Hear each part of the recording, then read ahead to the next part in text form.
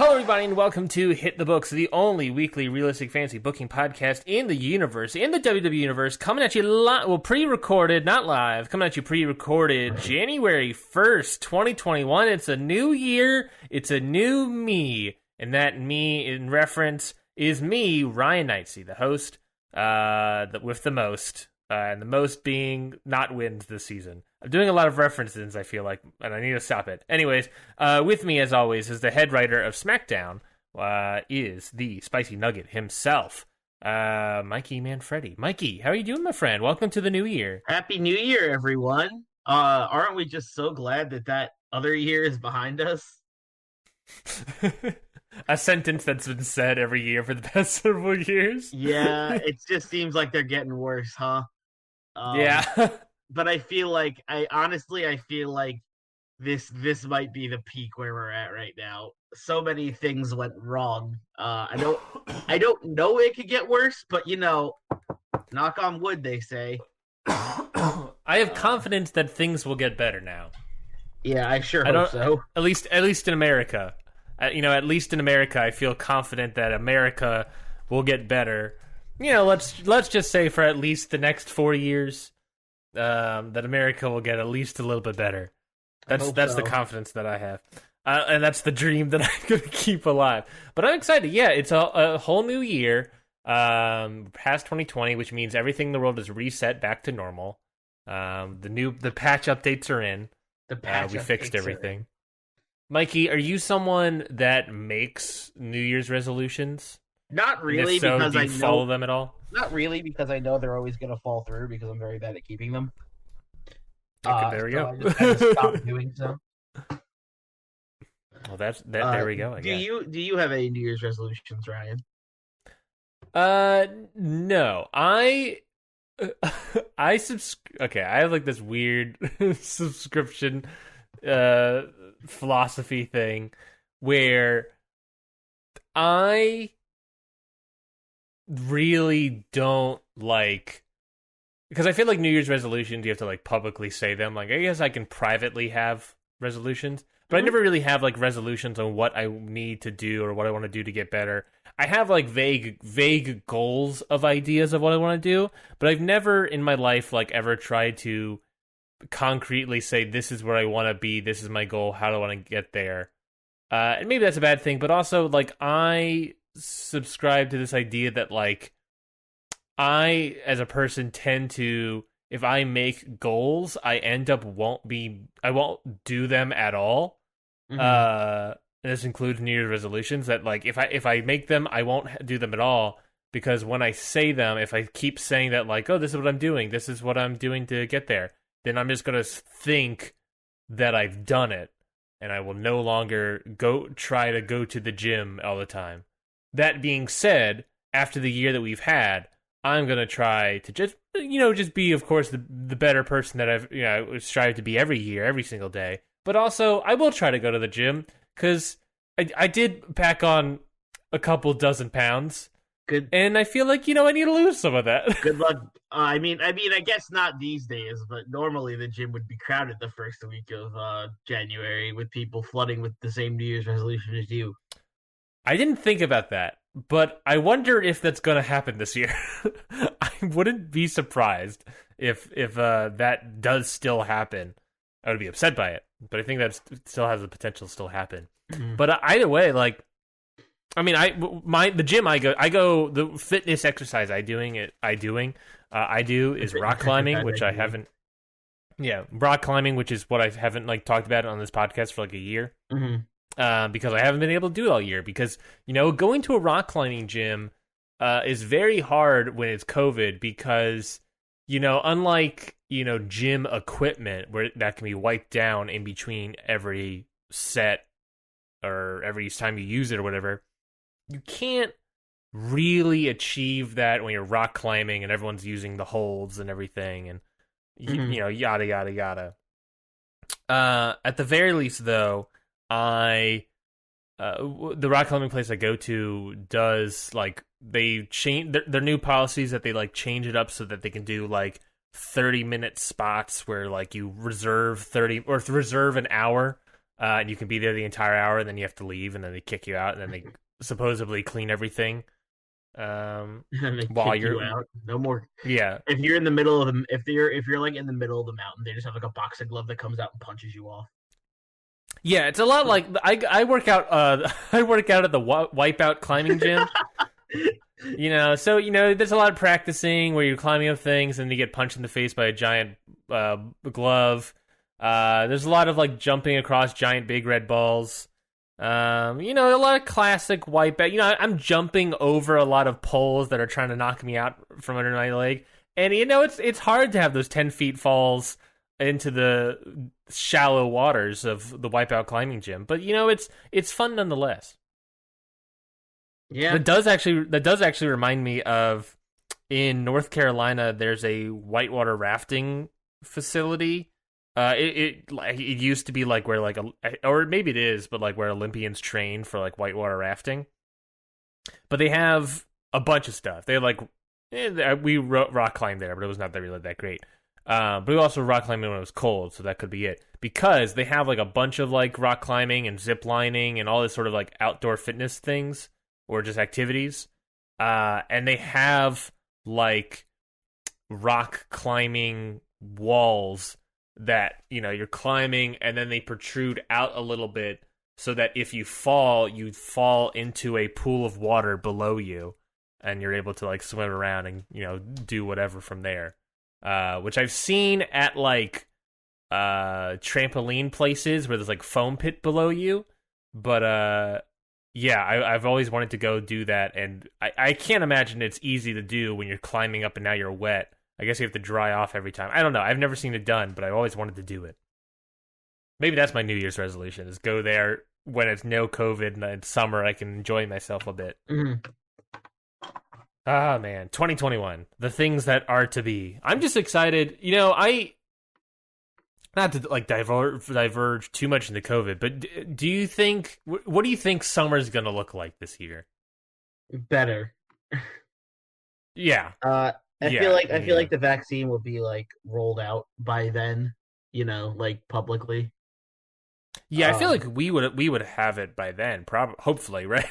Yeah, I think they wanted like full rollout by like, I think I heard like April. Yeah, I think that's what I heard too. So but hopefully by spring things will be on the upswing. The upspring. The up that. I just hope that like enough people take it so that we can go back to normal. Or seemingly normal.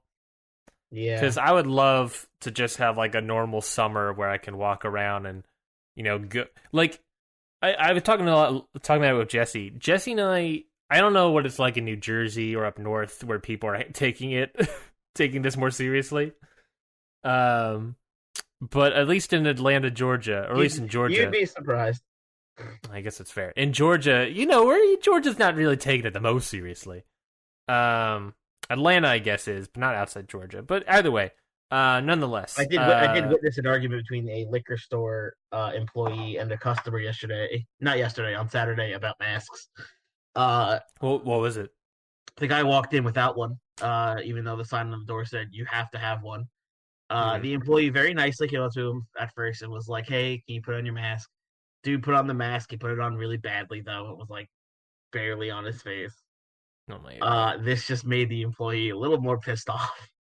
Yeah, I mean, yeah. And he just started screaming at the guy because he still wouldn't put the mask over his nose. And he's like, "Listen!" And the guy was, it was so bad. They just started. He just basically started. The employee started like yelling at him and berating him, and his wife was trying to talk for him because the guy literally wasn't saying any words. He was just like being angry and just not doing what he was asked. And his wife was like, "Oh, he's just over this whole thing." And it's like, yeah, we're all fucking over it. I have to wear this fucking thing 8 hours a day because I have to be here. You don't have to be here. You could be home right now, but you chose to come out and still don't wear a mask. you have to wear it for like the 5 minutes you're in here, and you still can't do it. It's unbelievable, and it was like crazy. Everyone in the store was just like, damn. But I mean, that's all accurate. I know. So like all you have to do is wear it. I mean, the coffee shop I worked at, I've had like 4 of those interactions. Mm-hmm. We have free masks at the front door that people just grab and whatnot, and we offered it to them. But I remember one time where a guy walked in not wearing the mask, and then the owner was like, "Excuse me, sir, do you mind? I think we have free masks. Do you mind putting on a mask?" And he's like, "No, I do mind." And then we're like, "Well, okay, then we have masks at the front door." And then the guy's like, "Nah, I'm not going to do that." And he sort of has like that smirk of like, I know what I'm doing. And then the owner's just like, not very nicely and calmly, "Well, then I'm not going to serve you. Like, just get out of my store." Yeah, like, I don't know what people expect. Like, I feel like at this point, 2021. At this point, come on, guys. Yeah, we need more. I feel like we need more store owners or people who are like running the store who are okay with that. But then we got to translate, because it was such a battle. It's still such a battle to get people to wear masks. But now we need to translate that energy and that fight into taking the vaccine, which is, if we and that's what always confuses me about when people's refusal of like doing these things. It's just like, because they're like, I don't know, do you not want to go back to normal? Like, to me, it's like, look, this is the pathway to going back to normal reality, the fastest, is wearing masks and getting the vaccine. I'm just sort of confused sometimes when that's people.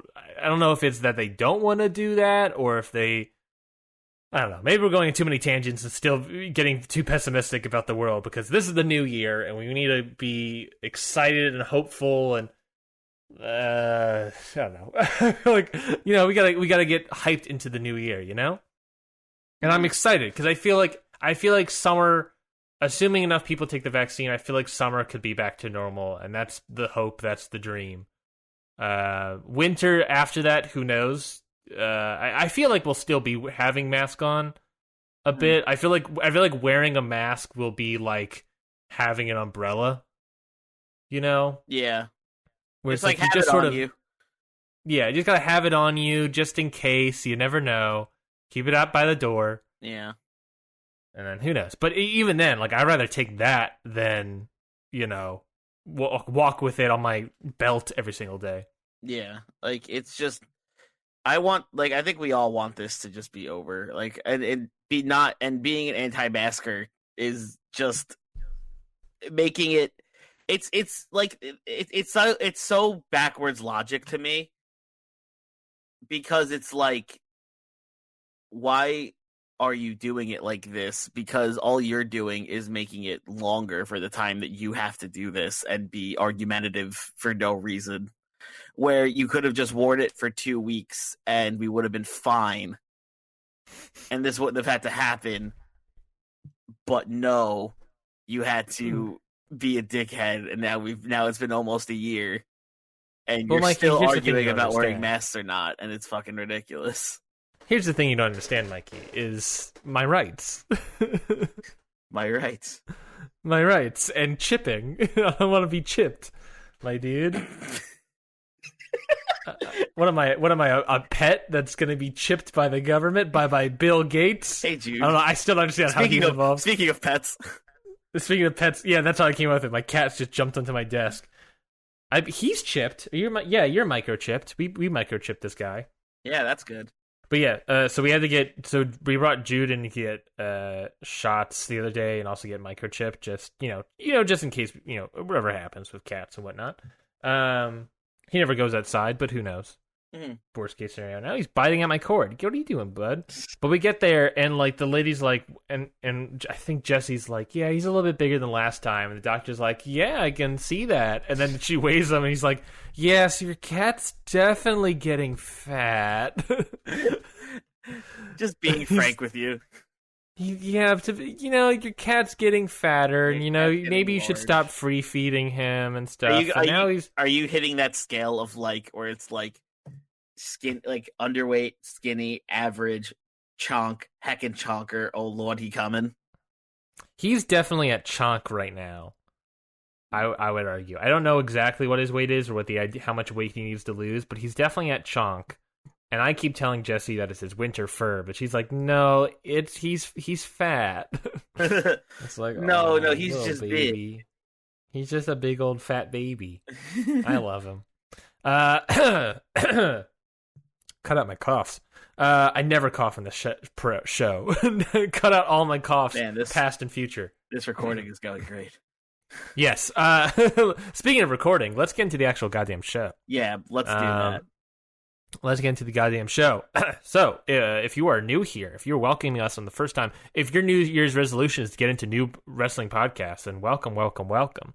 What we do every single week is we book our own version. We write our own versions of Raw and SmackDown. I handle Raw. Mikey handles SmackDown. We do this every single week and get all the things in there that we do. So we write all the storylines, the matches, the promos, the results, the title changes, all those sort of things. And you at home get to decide which you thought was better by voting on Twitter at our Twitter poll at CountOutPod on Twitter. But until we get there, we'll explain more when we get there. Let's reveal the cards for this week, Mikey. Yes, let's do that. And we'll start off, as always, with Monday Night Raw. Why don't we, Mikey? Yeah, let's kick it right off right in the beginning of the week. Let's get into Monday Night Raw. We're starting off the show, not with the show opener proper, but starting off the show with a tag team match. Ooh. Tag team match, non-title, between Mandy Rose and Dana Brooke versus Nia Jax and Tamina. All right. After last week's six-man, 'tis the season six-man. 'Tis the C6? Did you say 'tis the C6? No, I said C6, like I'm seasick, like I'm going to throw up on a pirate ship. I don't know why I said pirate, anyway, but anyways, tag team match between Mandy Rose and Dana Brooke and the tag team champions Nia Jax and Tamina. A lot of back and forth action, a lot of domination on Nia Jax and Tamina's side, sort of upset about the loss last week. But Rose and Brooke win when there's a sudden roll-up victory that Dana Brooke gets over Nia Jax. Brooke and Rose escape before they catch any residual damage from Jax and Tamina's meltdown in the ring. That is, six-man tags aside, this is a tag team non-title match win over the champions. You know for a fact they're coming after the titles next. You know what that means. They have a title match coming up.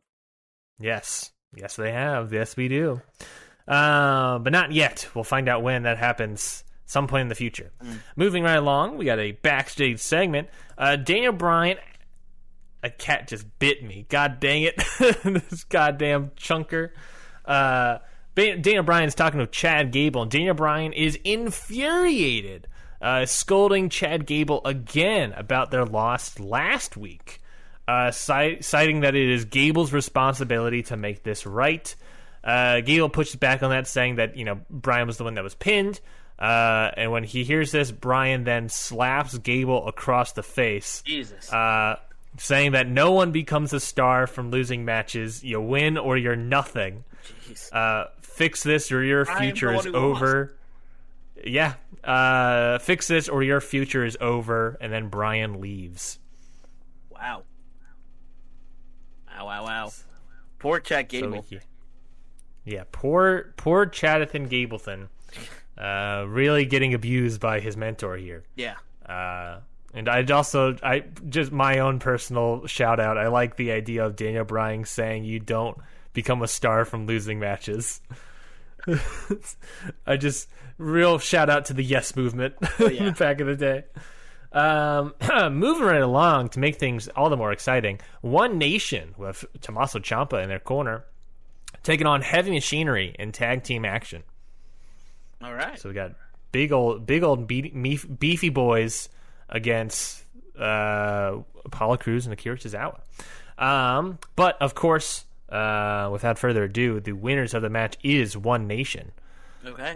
They of course get the win over Heavy Machinery. And just sort of a brutal beatdown after the match as well. by One Nation. After the match, Ciampa grabs the microphone. Both Cruz and Tozawa, they both capture Otis and Tucker in arm locks. I know what this means. I feel like we all know where this is headed. Ciampa says that weeks ago we warned all of you. We warned the tag team division here on Raw. My friend Apollo here said it quite bluntly. We are here to take out the tag team divisions until we are the only ones left.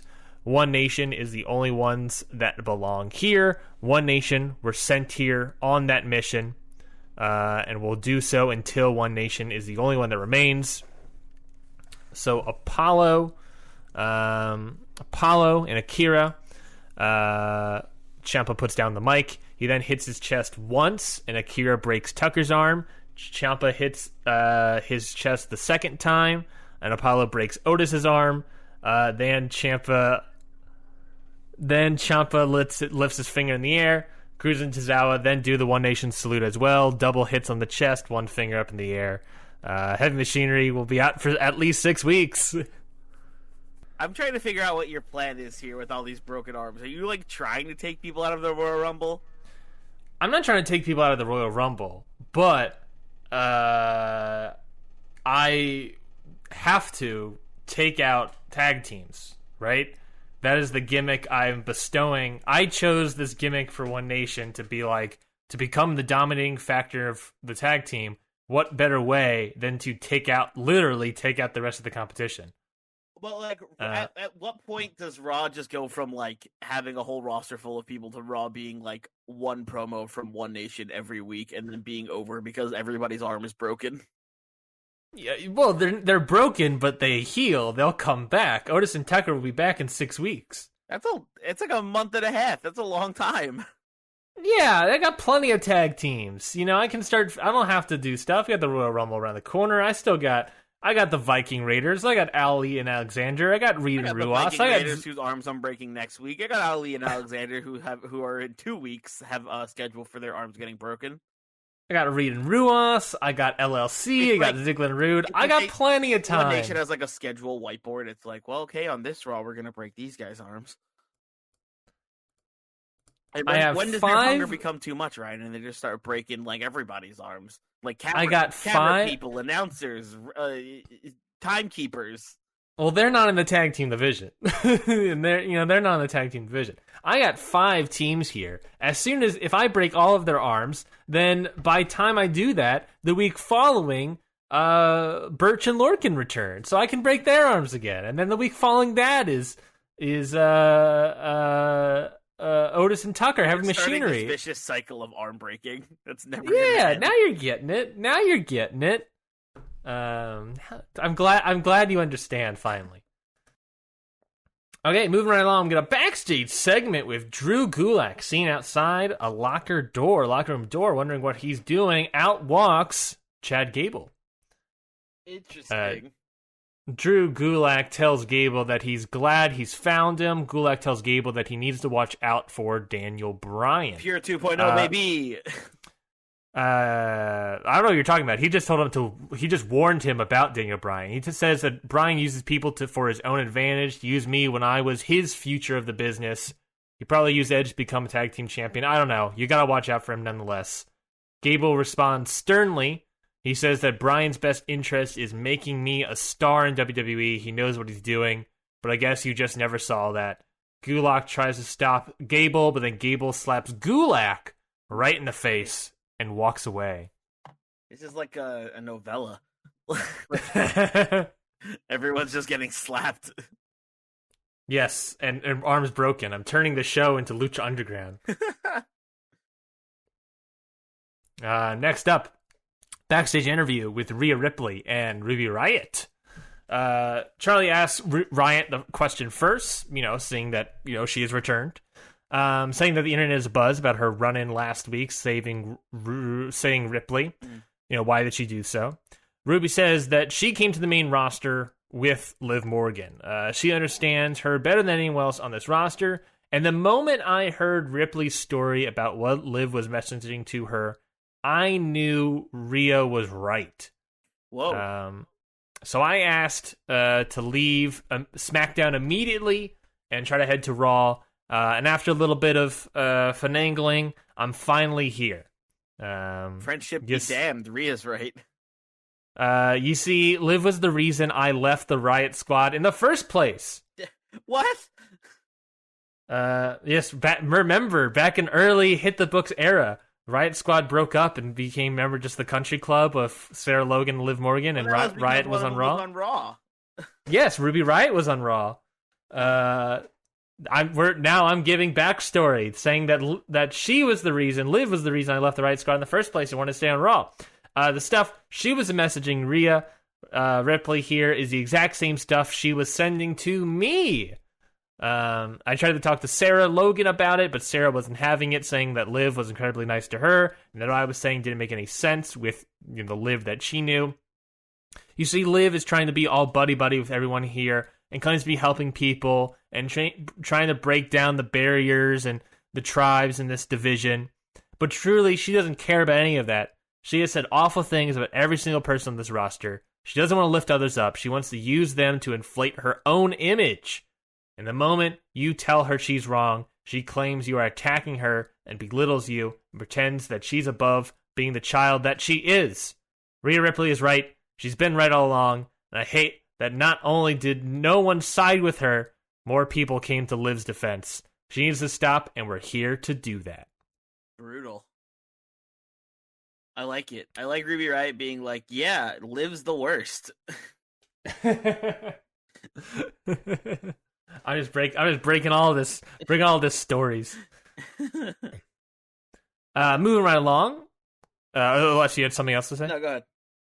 Moving right along, we have a singles match between, I should have set this up earlier, Chad Gable with Daniel Bryan versus Drew Gulak. I kind of saw this one coming. Yeah, I should have said it, but yeah, I mean, it's pretty obvious where it was headed. Gable gets the win. Chad Gable gets the win when Daniel Bryan distracts the referee, and Gable hits Gulak with a chair in the back. Oh no! And then throw the chair out of the ring. Gable hits that suplex, gets the win over Gulak. After the match, Gable points to the camera and mimes a title around his waist. People on Raw just love doing that. I mean, well, you gotta come for those titles. What are we doing here? But they love doing it in the we win a match and then go like this. Yeah, baby. And then do the thing. Moving right along, we got a backstage segment with R-Truth, who's sort of backstage training for some of the referees backstage. Okay. Suddenly, a trio of Mojo Rawley, Drake Maverick, and Shelton Benjamin walk over and start talking to Truth, hyping him up, and slowly butting out the referees. They give Truth some eggnog to celebrate, some leftover eggnog from Christmas and all that. Because technically this is the Monday after Christmas, is what this show is airing at. And asking him what he's doing for New Year's. Truth tells them nothing much, maybe make some TikToks, you know me. The three of them invite Truth out for a New Year's celebration with the boys. Truth thinks about it for a second and agrees. Interesting. I have a feeling somebody has ulterior motives. We'll find out what happened New Year's Eve next week. Can't wait. Speaking of, next up, we have another tag match in the women's division. Also, set up from last week. Rhea Ripley and Ruby Riott taking on the team of Chelsea Green and Mickie James with Liv Morgan in their corner. All right. And the winners of this match are going to be Rhea Ripley and Ruby Riott, getting the win when Rhea Ripley pins Mickie James here. And some solid stare downs and threats being across the board, I'm sure. Yeah, but yes, Rhea Ripley and Ruby Riott get the win here. All right, I like it. Next up, a quick little video package with MVP and the LLC appearing on the screen. They say they are in the business of making money, and there's no bigger cash cow than winning the Royal Rumble and winning the WWE Championship. Whether it's myself, Mr. 305, or the Swiss Cyborg Cesaro here, or, even the almighty Bobby Lashley, a win at the Royal Rumble is a win for the LLC, and we will ensure that our stock rises up when one of us go to WrestleMania and win the WWE Championship. So there you go. MVP, Bobby Lashley, and Cesaro, all making their intentions known. They are all entering the Royal Rumble. All right. More people entering the Rumble. I like it. Yes. At least on this end, we know that the Royal Rumble, men's Royal Rumble so far, is Roman Reigns, MVP, Cesaro, and Lashley. There you go. All right. Moving right along is the main event of the night. The main event that was teased last week. That main event is a number one contenders match for the WWE Championship. Drew McIntyre versus Dijakovic. Cool. So a lot of back and forth action here. Two heavy hitters, a match that Brian Knightsey would love to see. Just two heavy hitting, athletic, buff dudes just really going at it. Mm-hmm. You know you loved it. I got the Vince McMahon syndrome over here. Two big, burly guys who are also athletic. Big, burly, buff boys. Big, burly, big, burly, buff boys is our next podcast. After we both get shredded. Anyways, a lot of back and forth action here between the two. But during the match, Roman Reigns attacks McIntyre when he has the advantage. Which results in a DQ, which means that because of that, oh, sorry, I wrote this down. Oh man, I wrote that down. Let me retake that because it's a real difference in what I need to say. Okay. Roman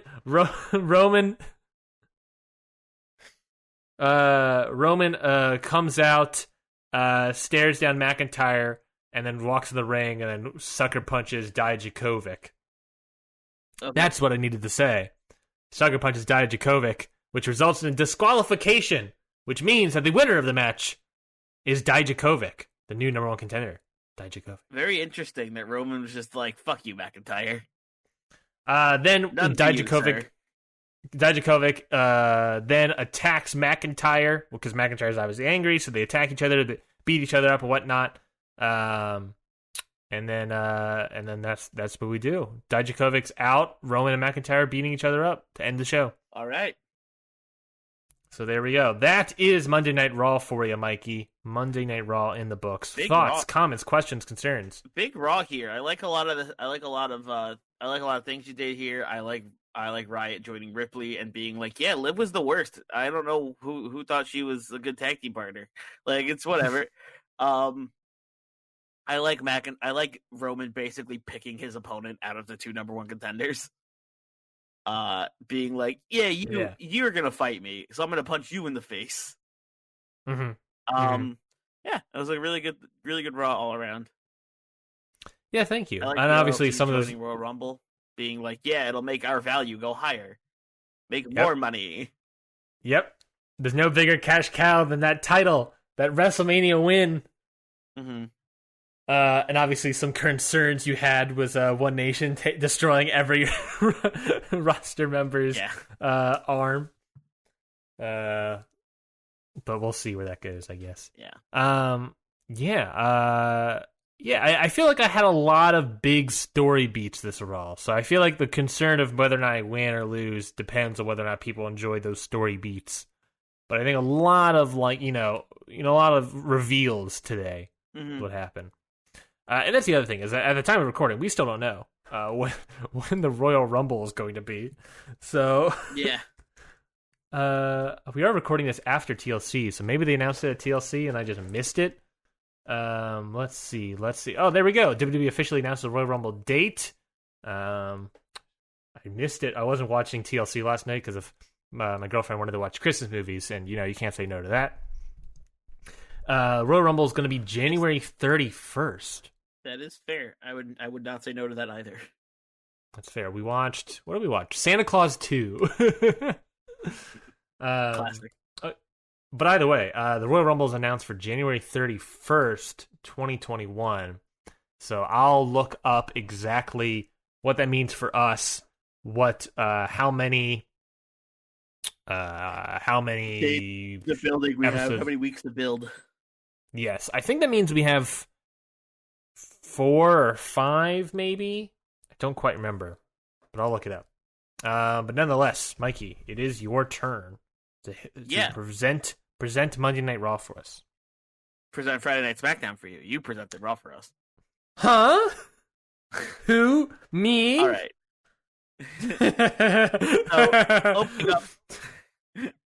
Opening up SmackDown. Moving on.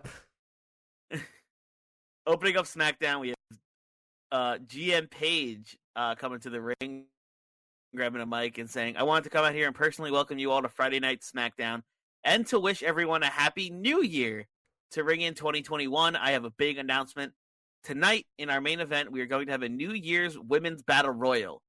The winner of the Battle Royal will become the #1 contender for the SmackDown Women's Championship.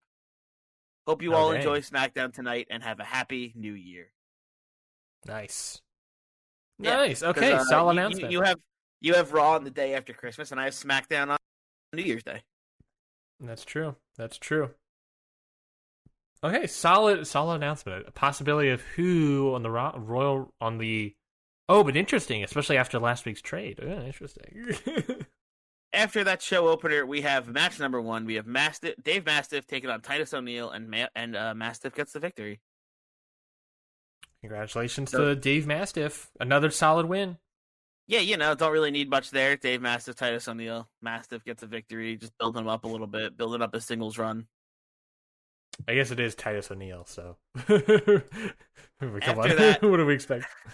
After that, we have a backstage interview with Kevin Owens about his title defense last week and if he plans on doing another open challenge this week. Owens says, "I feel good about last week. Joe took me to my limit, but I came out on top. As for this week, I do plan on doing another, but before you can finish, Owens is jumped backstage by Samoa Joe, who beats him down, throws him into a metal truss, and Joe grabs the mic from the interviewer and says, 'Sorry, his open challenge is canceled this week. I don't want anyone else to get a shot at that belt until I get my hands on it. Last week I had the title won until he got a little bit of a lucky break, and there's no way lightning is going to strike twice.' Joe walks away and leaves Owens beaten down." Jesus Christ.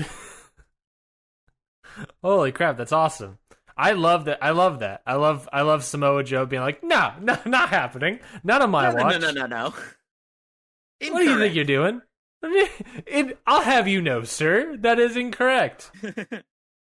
I love it. All right. After that, we got match number 2. We got Andrade with Morrison taking on Rey Mysterio, and we have Andrade getting the victory. Okay, solid Lucha Libre match. Yeah. With the Lucha roots that is Morrison Andrade. Maybe Mysterio will join the faction. Oh, and they could have this cool, like, underground gimmick. Maybe we'll call them Lucha Underground. Oh, no. What are you talking about? We'll have the return of Latino World Order. LWO for life, baby. All right. LWO for life, chica. I don't know what they do. After Andrade's victory, we have a video package, which is an interview from after the ladder match at TLC with the Usos about winning their tag titles. The Usos say it was a hard road to get here, especially with Undisputed Era attacking us the way they did. But that attack didn't deter us. It put a raging fire in our hearts, and it made us want to be the champions more than anything. And we are. So anyone who wants a piece, come get some, Us. Yeah, baby. Look at those baby faces over there. Oh, yeah. Those baby faces laying down the law of their land. Yeah. I'd love to see it. The new champions of SmackDown. The new tag team champions. You're making their statement saying, if anybody wants a piece, come get a piece. I'd love to see it.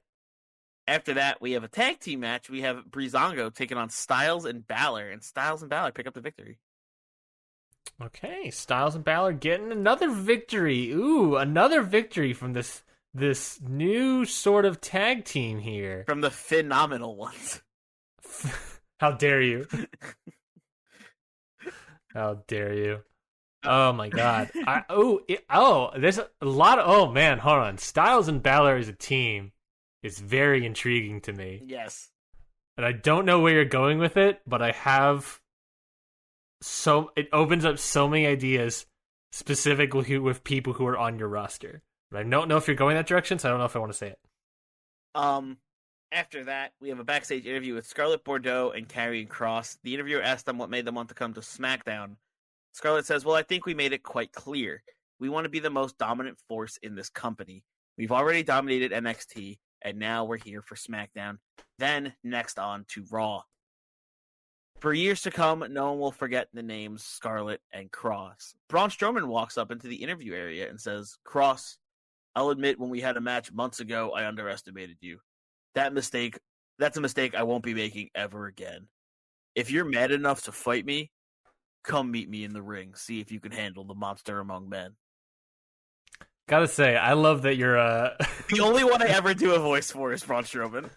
You did one for Samoa Joe, my dude. Did I? I didn't even notice. Yeah, you did. For bigger dudes, you've been doing the gimmick voice. I love it. You gotta do I don't know why, but everybody else I just do a regular voice. But then when it comes to anyone big, I'm like, yeah, come get stuff. It's not a bad Braun Strowman. It's not a bad Braun Strowman whatsoever. Kross looks Strowman up and down, and he nods to Scarlett. Scarlett says, "Looks like you're on," which leads to our next match: Braun Strowman versus Karrion Kross. Oh dang! A callback to their was it Survivor Series qualifying match? Mm-hmm. Love to see it. Who's gonna get the win here? This match, however, leads to a draw when the two fight to the top. When the two fight to the top of the stage, and Strowman gives Kross a running power slam off the stage through a table with full of electrical wiring, and the match ends in a double countout. Oh, interesting. Love to see that. Double count out draw, Braun Strowman and Karrion Kross getting nil there. Mm-hmm. But it does end with Strowman doing the power slam to Kross, which I also think is interesting. Mm-hmm. But I like it. I feel like Karrion Kross might be a great way to get more of an edge back to Braun Strowman. Mm-hmm. That's kind of what I was trying to start with this. With the Strowman having to literally throw Karrion Kross off the stage to even get a draw. Yeah, I like it. Yeah, I like where it's headed. Thank you. After that, we have a backstage interview with Sasha Banks about the Battle Royal tonight to determine the number one contender. Sasha says, quite frankly, it just doesn't matter who wins. Not a single person here can take on the boss. Whoever wins is going to be in for a rude awakening once they actually get to face me in the ring. Oh my gosh. The boss. Mm-hmm. Well, let's find out who that's going to be then. All right. Well, next up is our main event, the Women's Battle Royal, with every member of the SmackDown Women's roster. All 13 of them are competing in this one. Some notable eliminations here. We have Toni Storm and Piper Niven teaming up to take out Charlotte Flair. Ooh. We have Natalia. We have Natalia clotheslining Bianca and Naomi over, but they both hang on and stay on the apron. And then Natalia goes after Bianca, but Naomi pushes Bianca out of the way and sacrifices herself. And Bianca stays in, and Naomi gets eliminated. Oh, look at that. A little callback. Yeah. So Bianca stays alive, and the last two end up being Bianca and Natalia. And at the end, Bianca Belair gets the victory, becoming the number one contender for the SmackDown Women's Championship. Very nice. Very nice. Having a lot of good action. Naomi protecting her former tag partner, Bianca Belair. Huge moment for Bianca Belair getting the win. Building up Natalia just to lose the Battle Royal is interesting, but I also imagine that Natalia could fight for this even further, maybe. Mm-hmm. But nonetheless, we're talking right now on the docket, potentially, Royal Rumble, Sasha Banks versus Bianca Belair. I mean, that's a match if I've ever seen one. Yeah. The boss versus the EST, baby. That's what I'm talking about. And that is how SmackDown comes to a close, with Bianca Belair celebrating her win and her new number one contendership. I love it. End the night with a new star, a star-making performance out of Bianca Belair. Yes, that was the idea. Winning this Battle Royal. Solid move. I like very good Raw. It was a very good Raw, but talking about SmackDown, a very good SmackDown. Thank you. Very intrigued, like I said, about this. It's where I had like a lot of story beats being discussed. You had like a lot of startings of things or like continuations of stuff where it wasn't like real huge like explanation, plot points like I did. You had a lot of like interesting setups, like the continuation of Styles and Balor as a tag team, and then beating Breezango in that affair. Mm-hmm. The kind of this continuation start of Braun Strowman carrying Cross with the draw thing. It's interesting. A continuation of Mastiff getting wins over these smaller stars here. The Samoa Joe stuff, that's a huge plot point that I really enjoyed. And then Bianca Belair getting a moment here. I'm interested to see where this all heads up. Heads up, goes to, lands up. I don't know, whatever the phrase is. But I liked it. I thought it was very, very strong. Thank you. I appreciate that. I felt really good about this one once I was finished writing it. I like just having some matches here and there with Andrade and Mastiff. Styles and Balor getting a big victory. And like I said, I wanted to build a new challenger for the women's title, and I thought a Battle Royal was a great way to do that because you could see who outlasted the rest of the women's roster. Because, yes, like I said, every woman on the SmackDown roster, except for Sasha Banks, of course, was involved in this Battle Royal. To see who came out on top, and it was Bianca Belair in the end. Yes, but also the things that came out of it. Interesting notes of Naomi being in there, or the big one for me is Toni Storm and Piper Niven eliminating Charlotte Flair. I assume coming out of teamwork between the two of them, but eliminating Charlotte Flair is a solid move. Putting over them as a team. Yeah. But also I imagine whether or not Charlotte Flair likes that or not. But if she doesn't like that, guess what? You got some matches that have Charlotte Flair, Toni Storm, and Piper Niven. Yeah. So those are some solid team ups right there. So I like it. I like where it's going. Thank you. Which makes me terrified about the poll. about whether or not what's going to happen with that poll. And also to get the update, because Royal Rumble is on the 31st. Not including this episode, we have 4 more episodes before the Royal Rumble.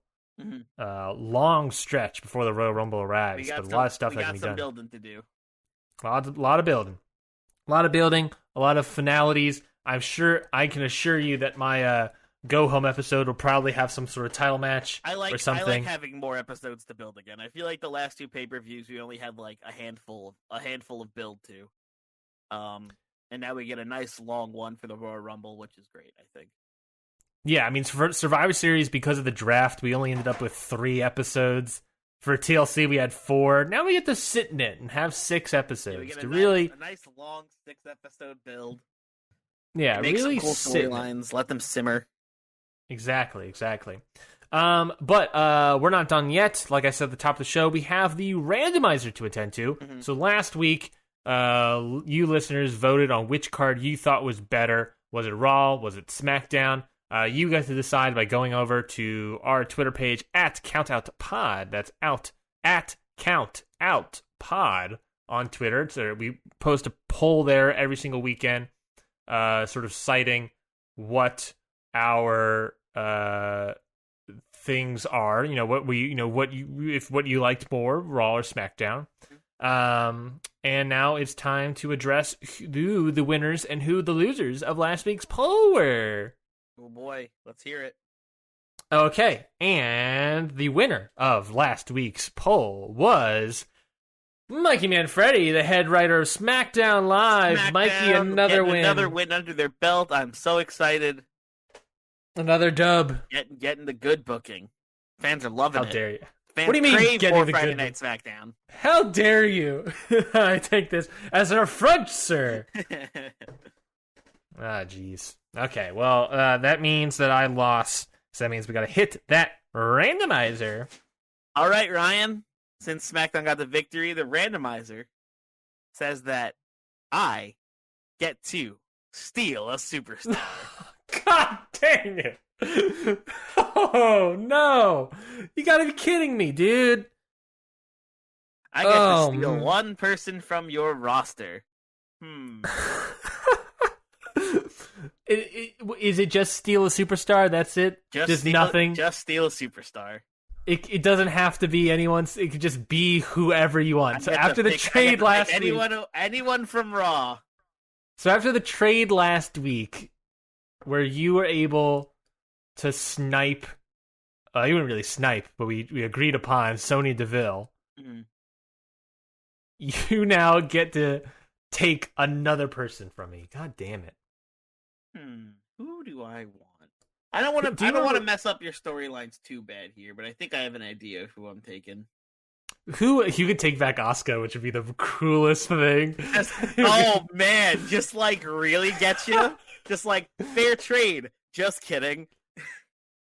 Fair trade. Just kidding. I'm taking back Asuka. She's taking over Bianca Belair's spot. She's the new #1 contender.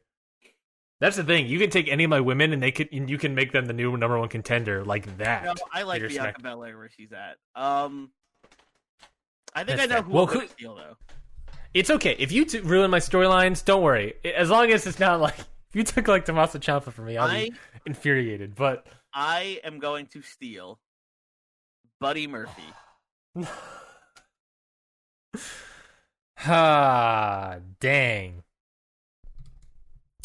Dang it. Okay, that's fine. That actually probably helps me in the long run. I'm going to take Buddy Murphy off your hands there, bud. That's upsetting. Because on SmackDown he's allowed to have both of his names. How dare you? But it's very interesting now that Buddy Murphy, a person that I took in the draft, you took Mastiff and Rollins.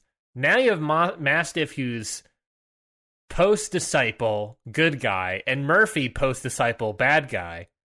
You can have, that's an interesting dynamic there. Mm-hmm. But also... That's one of the reasons I was taking him. Yeah, that's what I gathered.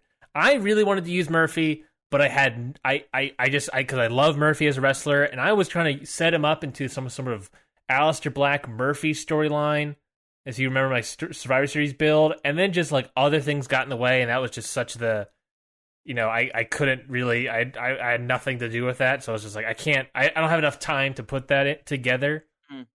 So now that frees up Aleister Black to continue doing what he's doing, which I guess is something, and that sucks. But I'm okay with it. I'm using a lot of other people. As much as I wanted to use Murphy, I put him in black, and then nothing came about with it, and that sucks. But I've been using other people, so maybe it's the best career move for Murphy to move to SmackDown. Besides, Kevin Owens versus Murphy, that could be a cool match. Anything Murphy's in could be a cool match. That's true. Although I am really thinking about that Murphy Mastiff feud now. Yeah, I mean it's right there. It's right there. The story is right there. I have a quick question. Did Murphy ever turn on Seth Rollins in our universe? Yes. No. Good. They're always together. Perfect. Always together. In fact, Murphy and Mastiff are former Raw Tag Team Champions. Yes, I know. It's perfect that Murphy didn't turn on Rollins because now I have a storyline. Yes, while Rollins is gone, you could have Murphy v. Rollins. But who took Rollins out? Mastiff. Correct. That's what I'm saying. Moving Murphy to SmackDown is a great pick. Everything's now you have together in my head.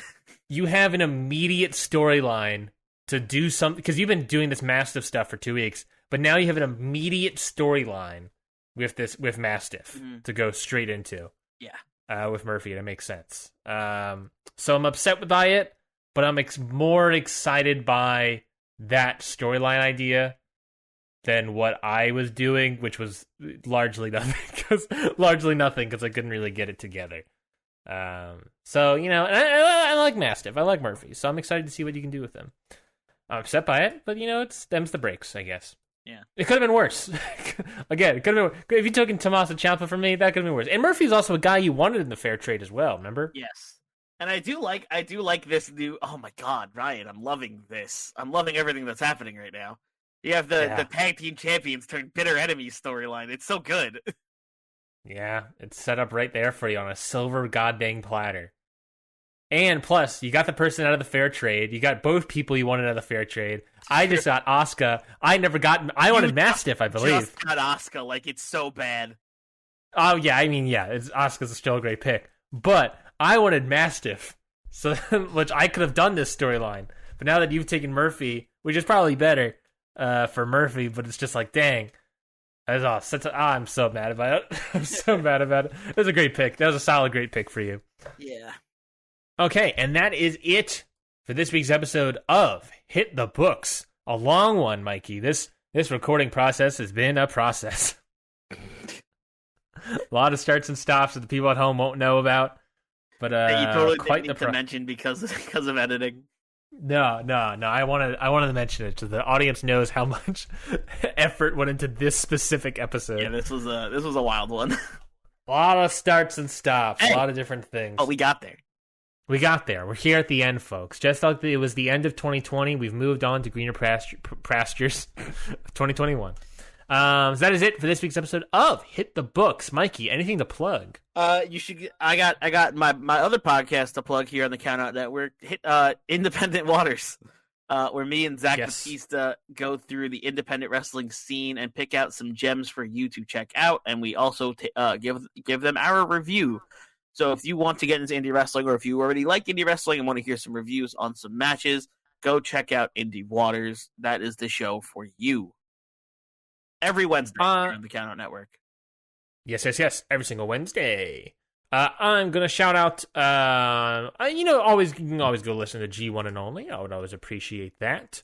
But what I do want to shout out, however, is that we here at Countout Network are looking to start publishing articles about wrestling. So we want to know if you have any interest in writing about wrestling. It could be good. It could be positive. It can be negative. It can be WWE, AEW, New Japan, Stardom. It could be real deep indies. It could be whatever. We want you to write about whatever you want to write about, and we want to help you publish that sort of stuff. So if you are interested in writing about wrestling, then you can email us at countoutnetwork@gmail.com, or of course you can always DM us. I believe our DMs if I'm not mistaken, our DMs are always open and available. So you can always DM us on Twitter at CountOutPod. But if you're interested about writing about wrestling, if you think you're not good at writing, I can assure you are, and I can assure you that we will do our best to help get your writing to be better or what have you. We want to. There's a lot of voices out there, and it's not just actual voices like Mikey and ours. It's a lot of written word voices, and we want to help exemplify that as well. So don't get counted out. Join the network. Become a writer, and we would greatly appreciate it. Again, that's DM us at CountOutPod or email us at countoutnetwork@gmail.com. Again, that's countoutnetwork@gmail.com. And hope to hear from you all soon. Yes. That is it for this week's episode of Hit the Books. We'll be back next week for an all-new episode of Hit the Books. We got a long road to the Royal Rumble road. God, a lot of confusion. This happens every year. We get confused by the road to the road to. Yes. I still, every once in a while, whenever I think of the Royal Rumble, I think of that. I think it was Madison Square Garden where they had like an actual road as like the ramp walkway to the ring. Mm-hmm. I always think of that, a Royal Rumble arena, when I think of the Royal Rumble itself. I don't know why. It just always pops up into my brain. But nonetheless, anyways, that is it for this week's episode of Hit the Books. We'll be back all next week with an all-new episode of this program. So until then, we've got 2 words for you. Book it.